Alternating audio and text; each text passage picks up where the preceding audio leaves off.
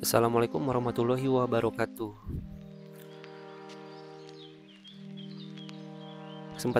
Pada kesempatan kali ini, saya ingin menceritakan kisah mengenai seseorang di kalangan Bani Israel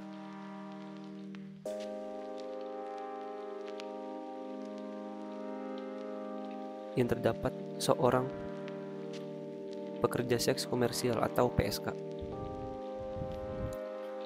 Langsung saja ke kisahnya. Al-Faqih berkata, ayah saya bercerita bahwa di kalangan Bani Israel ada seorang perempuan pelacur yang sangat cantik. Pintu rumahnya selalu terbuka dan setiap orang yang lewat bisa melihat dia sedang duduk di sofa yang berada persis di depan pintu rumahnya.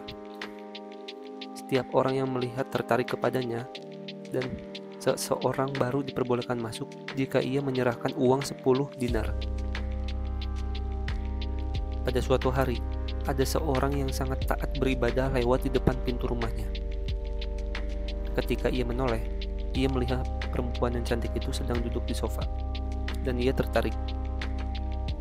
Ia berusaha sekuat tenaga untuk menghilangkan ketertarikannya, tetapi ia tidak mampu.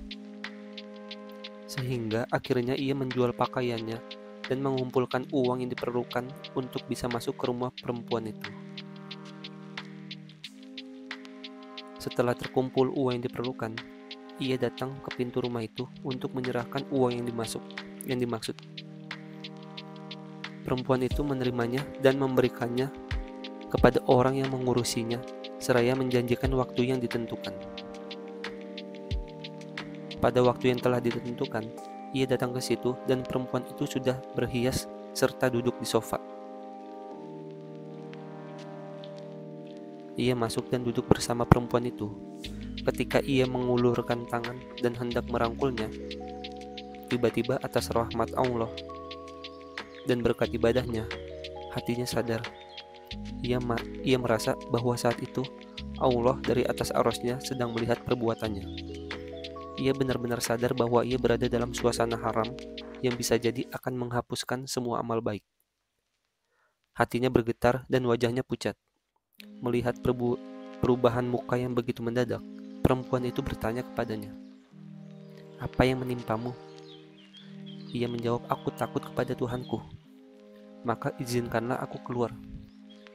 Perempuan itu berkata, "Bodoh kamu, banyak orang yang ingin memperoleh kesempatan seperti ini. Apa sebenarnya yang terjadi pada dirimu?" Ia menjawab, "Sesungguhnya aku takut kepada Allah. Uang yang telah aku berikan kepadamu halal bagimu. Izinkanlah aku keluar." Perempuan itu berkata kepadanya, "Tampaknya kamu belum pernah melakukannya hal seperti ini." Ia menjawab, "Benar, aku belum pernah melakukannya." Perempuan itu bertanya, "Dari mana kamu? Dan siapa namamu?" Ia pun memberitahukan kepada perempuan itu bahwa ia berasal dari desa ini dan namanya ini. Kemudian perempuan itu mengizinkannya keluar. Ia pun keluar dari rumah perempuan itu seraya menangis dan menaburkan debu di atas kepala sebagai tanda penyesalan yang mendalam. Melihat sikapnya tersebut, hati perempuan itu sangat terkesan dan berkata di dalam hatinya, "Orang itu baru akan melakukan untuk yang pertama kalinya, tapi sudah demikian mendalam perasaan takutnya. Lantas bagaimana dengan diriku yang telah melakukan dosa bertahun-tahun lamanya? Tuhan yang ia takuti juga sama dengan Tuhanku, maka seharusnya aku lebih takut daripada dia." Kemudian ia bertobat kepada Allah Ta'ala. Ia menutup rapat-rapat pintu rumahnya dan mengenakan pakaian yang sangat tertutup, serta tekun beribadah. Di dalam hatinya, ia berkata, "Bagaimana seandainya aku mencari laki-laki itu dan mudah-mudahan ia mau mengawiniku, sehingga aku selalu dekat dengannya dan bisa belajar banyak masalah agama darinya, serta membantu dalam masalah ibadah kepada Allah Ta'ala." Perempuan itu bergegas untuk mencarinya dan membawa serta harta yang cukup banyak dan pelayan-pelayannya.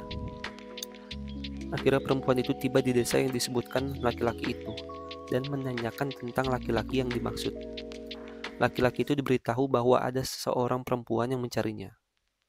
Maka ia pun keluar untuk menemuinya. Saat itu, si perempuan tadi membuka cadar yang menutupi wajahnya dengan maksud agar laki-laki mengenalinya. Ketika melihat perempuan itu, ia teringat akan apa yang pernah terjadi antara dirinya dan perempuan itu, sehingga ia menjerit sejadi-jadinya dan nyawanya keluar saat itu juga. Kemudian perempuan itu sangat sedih dan berkata, "Aku kesini karena dirinya." Tetapi tiba-tiba ia meninggal dunia. Maka apakah ada salah seorang di antara saudara-saudaranya yang memerlukan istri? Orang-orang di kampung itu menjawab, ia mempunyai saudara yang soleh, akan tetapi ia tidak mempunyai kekayaan apa-apa. Perempuan itu menjawab, tidak masalah, aku mempunyai kekayaan yang cukup.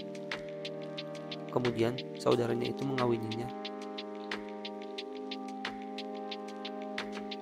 Maka lahirlah 7 anak yang semuanya menjadi nabi di kalangan Bani Israel. Walau alam bisawah yang terakhir ya.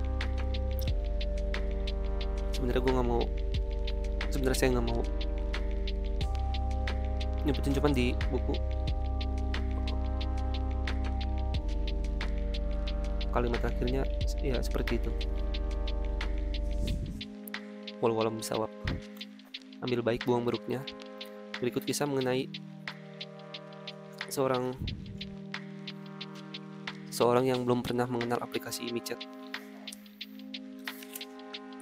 di zaman Bani Israel.